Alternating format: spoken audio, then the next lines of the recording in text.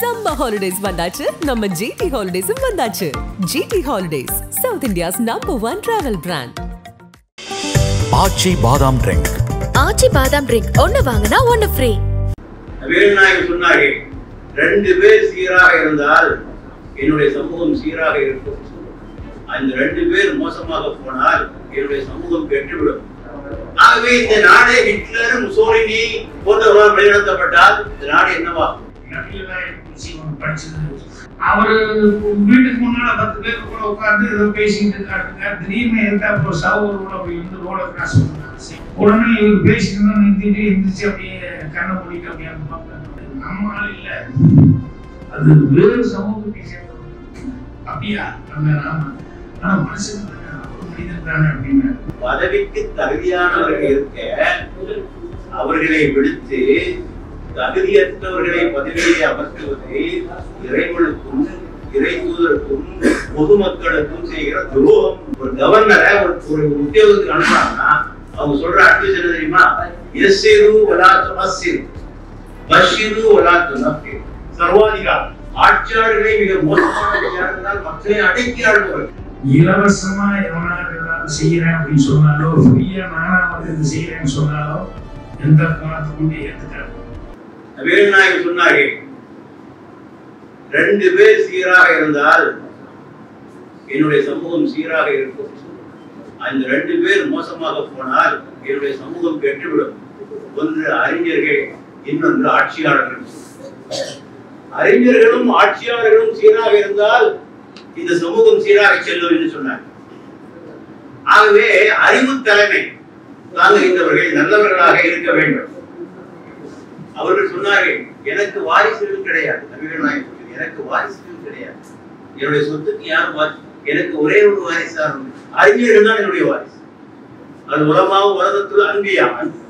என்னுடைய நபிமார்களுடைய வாரிசுகள் யார் என்றால் அறிஞர்கள் தான். நான் இந்த என்னுடைய இதை அறிஞரிடத்திலே விட்டு செல்கிறேன் என்று சொல்வதை நாம் பார்க்கிறோம்.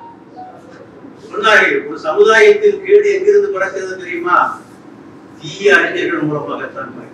தீய அறிஞர்களால் தான் ஒரு சமுதாயத்தின் கேடு பிறக்கிறது என்று அவர்கள் சொல்லியதை நாம் பார்க்கிறோம்.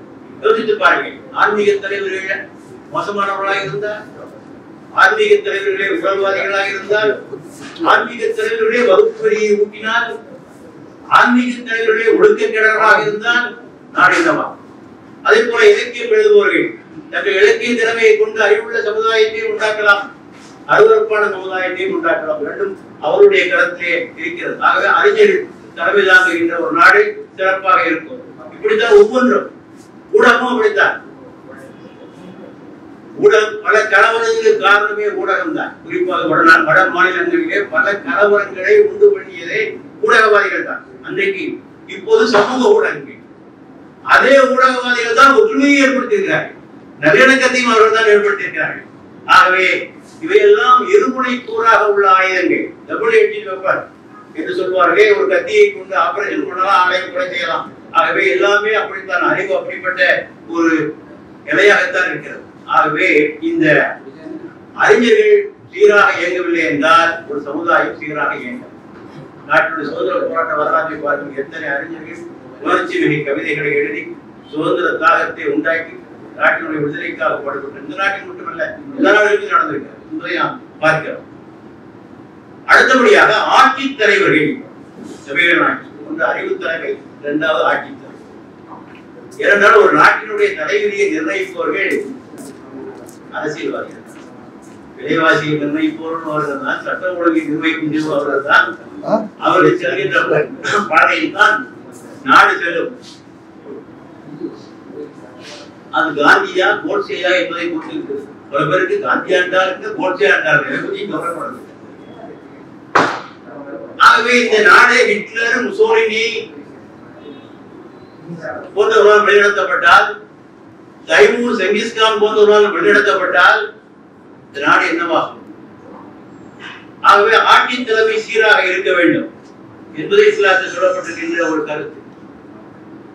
இடியமீன் உத்தரவுனா கேள்விப்பட்டிருக்கீங்க. பெரிய சர்வாதிகாரி. அவன்கிட்ட கேட்டா அவன் கேள்வி, is there any freedom of expression in this country? Yes, there is freedom of expression, but there is no freedom 40 சொன்னார். சொந்த கருத்து சுதந்திரம் உண்டா? உண்டு. ஆனால் கருத்து சொன்ன பிறகு சுதந்திரம் உனக்கு கிடையாது என்று சொன்னவர். அப்படிப்பட்டவரை நாம் ஆட்சியில் அமர்த்தினால் நாடு என்னவாகும் என்பதை பார்க்கிறோம். ஆக அரசியல் தூய்மை பெற வேண்டும் என்று சொன்னால் மக்களும் அதற்கு ஒத்துழைக்க வேண்டும். முதலாவதாக இஸ்லாத்தினுடைய பார்வையிலே எது இஸ்லாமிய ஆட்சியாளர்கள் எப்படி தேர்ந்தெடுக்கப்பட வேண்டும்? உங்களிலே பலர் எண்ணிக்கொண்டிருக்கலாம் இஸ்லாமத்திலே மன்னராட்சி அங்கீகரிக்கப்பட்ட ஒன்றே நிச்சயமாக கிடையாது. அரபு நாடுகளை பார்த்து நீங்கள் முடிவுக்கு வந்துடலாம். எல்லா அரபு நாடுகளும் மன்னர்களும் ஆண்டுவதை பார்த்து இஸ்லாத்தின் மன்னராட்சி தான், பாரம்பரிய ஆட்சி தான், குடும்ப ஆட்சி தான் அங்கீகரிக்கப்பட்ட ஒன்று என்பதாக நீங்கள் எண்ணிக்கொள்ளலாம். கிடையவே கிடையாது. மக்களை கலந்துதான் சூரா என்று சொல்லக்கூடிய மக்களை கலந்தும் பயத் என்று சொல்லக்கூடிய உறுதி பிரமாணம், ஆட்சியாளத்தை உறுதி பிரமாணம் சொல்ல முடியும். நான் தேர்ந்தெடுக்கிறேன் என்று உறுதி பிரமாணம் செய்ய வேண்டும். அதனுடைய பகுதியாகத்தான் படிவமாகத்தான் தேர்தலை நாம் பார்க்கிறோம். முதலில் நபிகள் நாயகம் மக்களுக்கு சொல்லியது தக்காரை தேர்ந்தெடுங்கள், பதவிக்கு உரியவர்களை தேர்ந்தெடுங்கள். பதவிக்கு தகுதியானவர்கள் இருக்க அவர்களை விடுத்து தகுதியற்றவர்களை பதவியை அமர்த்துவது இறைவனுக்கும் இறை தூதருக்கும் பொதுமக்களுக்கும் செய்கிற துரோகம். இல்லையா? நல்லவன் இருக்க மோசமான தேர்ந்தெடுத்தால் துரோகமா, நாட்டுக்கு செய்கிற துரோகமா இல்லையா? சொன்னார்கள். அப்படின்னா யாரை பதவியில் அமர்த்துவது? பதவிக்காக இயங்குபவர்களையும் பதவிக்காக முயற்சி செய்பவர்களையும் பதவிகளிலே அமர்த்தாதீர்கள். பதவியை வெறுப்பவர்களே பதவிக்கு உரியவர்கள், பதவியை வெறுப்பவர்களே பதவிக்கு உரியவர்கள் என்று சொன்னார் என்பதை நாம் அங்கே பார்க்கிறோம். ஆகவே நல்லவர்களை பதவியிலே அமர்த்த வேண்டும். நீங்க கேட்கலாம், தமிழ்நாட்டில் விளையாடுறது நீங்க காமராஜர் இல்லையா, ஓமந்தூரா இல்லையா, ஈஎம்எஸ் இல்லையா, இல்லையா சாதிக் பாஷா இல்லையா, கக்கன்ஜி இல்லையா, உடல் தாங்க நல்லவர்கள் தான் பாராட்டுகிறோம். அப்படிப்பட்ட தலைவர்கள் இல்லையே என்று ஏங்குகிறோம். இறைவா அப்படிப்பட்ட தலைவர்கள் எங்களுக்கு தாய் என்று நாங்கள் கேட்கிறோம். ஆனால் அவர் ஒரு தவறை செய்தார். என்ன தவறு என்றால் அவர்கள் அளவில் நல்லவர்களாக இருந்து கொண்டார். கட்சி தொண்டர்களை உருவாக்கினார்களா? கட்சி தொண்டர்களை ஒழுக்கம் உள்ளவர்களாக உருவாக்கினார்களா? எனக்கு நேர்ந்த ஒருவர் சொல்லி செய்தி உங்களுக்கு பகிர்ந்து கொள்கிறேன். ஒருவர் எம்எல்ஏவானார், என்னுடைய நண்பர். புதிய வயசு கம்மி, குறைவு, ஏதாவது செய்த துடிமைப்பு, ரேஷன் கடைக்கு போனார். ஒரே ஊழல் வந்தா கடைசி அவர் கட்சிக்காரன் தான் பண்ணிட்டு இருக்கான். அவ்வளவு ஊழலை எடுத்து நேர தலைவர்கிட்ட போனார். தலைவர் ஒரு கவர்னரை ஒரு உத்தியோகத்துக்கு அனுப்புறாங்கன்னா அவங்க சொல்ற அட்வைஸ் என்ன தெரியுமா? எஸ்ஸிரு வலா துமஸ்ஸிரு பஷ்ஷிரு வலா துனஃபிர். மக்களுக்கு பணியை எளிதாக்கி தாருங்கள், கடினத்தை தராதீர்கள், மக்களுக்கு நற்செய்தி வழங்குங்கள், மக்களை விரும்புங்க. நான் ஏற்கனவே சொன்னல, ஒரு பணியை ஒரு சர்டிபிகேட் வாங்கிட முடியுமா? ஒரு சர்டிபிகேட் சட்டம் போட்டுதான் வந்து என்னது பட்டாவை ஆன்லைன்ல வாங்குறாங்க. ஒண்ணு வாங்க, உங்க பட்டையை கலத்துக்கும், உங்க பட்டையை கலத்தாம உங்களுக்கு பட்டா கிடைக்கும். என்ன பாடுபடுறாங்க தெரியுமா? மக்களுக்கு எங்க எளிதாக்கி தருகிறார்கள். ஆகவே இந்த நிலைமையெல்லாம் இருக்கக்கூடாது, மக்களுக்கு எளிதாக்கி தர வேண்டும் என்று சொன்னார். அதே போல மக்களை அடக்கி ஆளக்கூடாது. சர்வாதிகாரம் அத்தாரிட்டரி சொன்னார்கள். ஆட்சியாளர்களே மிக மோசமான மக்களை அடக்கி ஆளுபவர்கள். அடக்கி ஆளுபவருடைய ஆட்சியில் இதனாலே நீடிக்க முடியாது. பல சரத்தின் உதாரணங்களை காட்ட முடியும். நான் சின்ன வயசுல ஒரு தடவை இந்த தொழிலாளி படத்துக்கு எம்ஜிஆர் பேச்சு படத்துக்கு சின்ன சைக்கிள் சினிமா சைக்கிள் போனா டிக்கெட் வந்து ஈஸியா கிடைக்கும். இல்லைன்னா கூடத்துல முட்டி போது நம்ம போய் அந்த பேருக்கு முன்னால சமாளிச்சு டிக்கெட் வாங்க முடியாதுன்ட்டு அப்ப சைக்கிள்ல போய் டிக்கெட் ஈஸியா வாங்கிட்டு தொழிலாளி படம் செகண்ட் ஷோ பார்த்துட்டு திரும்பி வர்றேன். வரும்போது சைக்கிள் தள்ளிட்டு வந்தேன். என்னன்னா நான் வர்ற வழியில் வந்து ஒரு போலீஸ் ஸ்டேஷன், அந்த போலீஸ் ஸ்டேஷனை கிராஸ் பண்ணி போவோம். சைக்கிள்ல லைட் இல்லை, கண்டிப்பா போலீஸ் பிடிச்சிட்டாங்க, ரொம்ப தப்பு வந்துடும். அதுல இந்த B4 ஸ்டேஷன் அந்த இடத்துல வரும்போதெல்லாம் அப்பெல்லாம் ஒரு ரசாக்னு ஒரு போலீஸ், அவர் ரசாக்னு சொல்ல மாட்டாங்க, ரவுடி ரசாக்னு தான் சொல்லுவாங்க.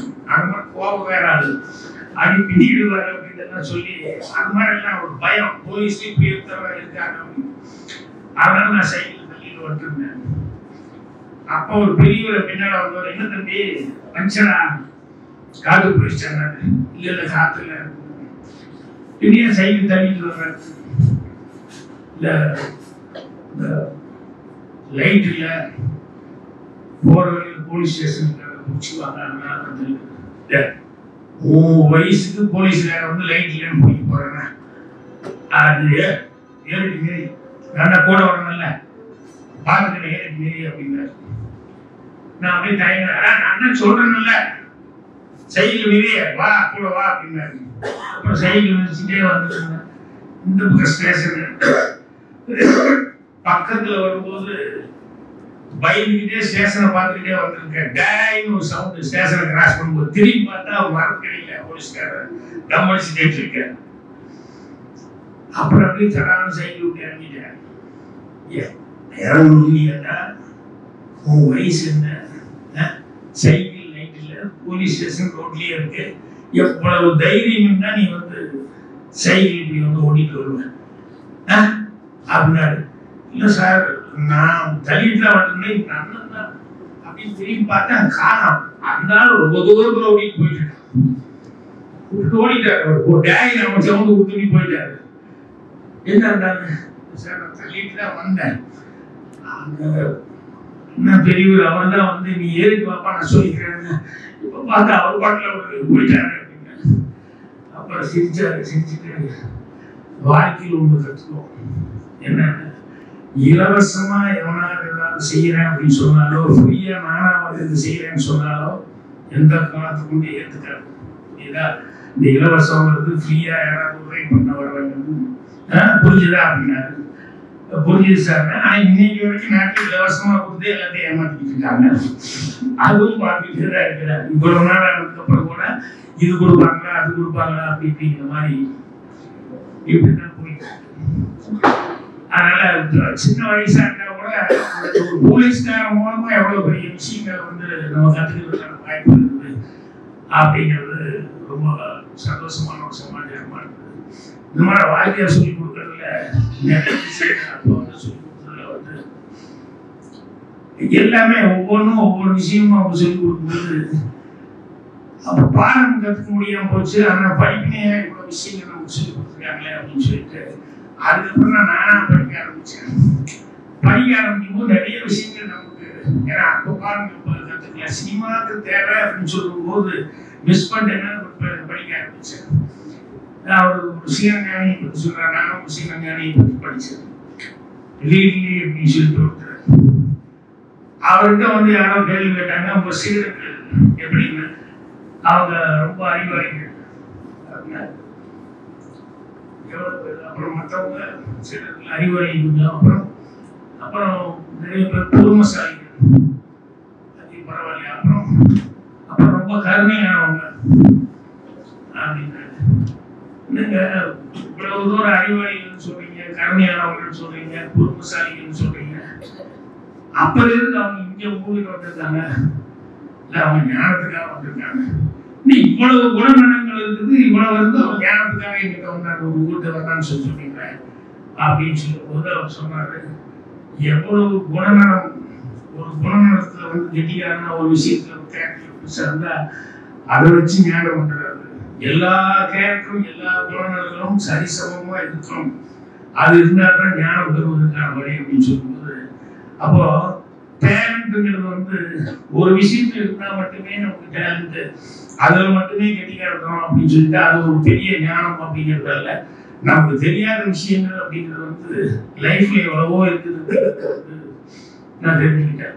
நம்மளோட வாழ்க்கையில் வந்து வாத்தியார்கள் சொல்லும் போதெல்லாம் கூட எனக்கு படிப்படியா சில விஷயங்கள் மனித நேயம் அப்படிங்கிறது இருக்கு. அது கூட நபியெல்லாம் எனக்கு விஷயம் ஒன்று படிச்சது எப்பவுமே மைண்ட்ல அது கரெக்டா. அது என்னன்னா அவரு வீட்டுக்கு முன்னால 10 பேருக்கு கூட உட்கார்ந்து ஏதோ பேசிட்டு இருக்காரு. திடீர்னு இருந்தா அப்புறம் சவுரோட அப்படி வந்து ரோட கிராஸ் பண்ணுறாங்க செய்யும். உடனே இவர் பேசிட்டு நிறுத்திட்டு எந்திரிச்சு அப்படியே கண்ணை மூடிட்டு அப்படியே பார்த்துருங்க. கூட இருந்தவங்க எல்லாம் எந்திரிச்சாங்க. எந்திரிச்சு ஐயா இது நம்ம ஆள் இல்லை, அது வேறு சமூகத்தை சேர்ந்தவங்க. அப்படியா அப்படின்னா ஆமா, ஆனா மனுஷன் தானே, அவரும் மனிதன் தானே அப்படின்னாரு. அப்படின்னு முடிச்சாங்க. மனிதனுக்கு உண்டான மரியாதை நம்ம கொடுக்கணும் அப்படின்னு ஒரு வர்ணிக்கணும் கூடிய அந்த மாதிரி கிராஸ் பண்ற வரைக்கும். ஸோ மனிதாபிமானம் அப்படிங்கிறது எவ்வளவு முக்கியத்துவம் அப்படிங்கிறது இப்படி நிறைய விஷயங்கள் அவர் ஒவ்வொன்றையும் படிக்கும்போது வந்து ஒவ்வொன்றையும் ஒவ்வொரு விஷயம் எல்லாத்தையும் எந்த மனமா இருந்தாலும் அந்த மாதிரி வந்து ஒவ்வொரு நல்ல விஷயங்கள் வந்து சொல்லிட்டு தான் இருக்காங்க. எல்லாமே மக்களை நல்வழிப்படுத்துவது. ஆனா நம்ம தான் அதை வந்து வேறுபடுத்திட்டு. நக்கீரன் டிவிக்கு சப்ஸ்கிரைப் செய்யுங்கள். உங்கள் ஆதரவே எங்கள் பலம். ஆசிரியர்களுக்கு நண்பனாகவும் மாணவர்களுக்கு ஆசானாகவும் திகழும் தேர்வு வழிகாட்டி. ஒவ்வொரு பாடத்திற்கும் அனுபவமிக்க ஆசிரியர்களின் துல்லியமான தெளிவான விடைகள். CNC இருக்கு, தேர்வு பயம் எதற்கு? இது தீரன் பப்ளிஷிங் ஹவுஸ் விற்பனை வெளியீடு.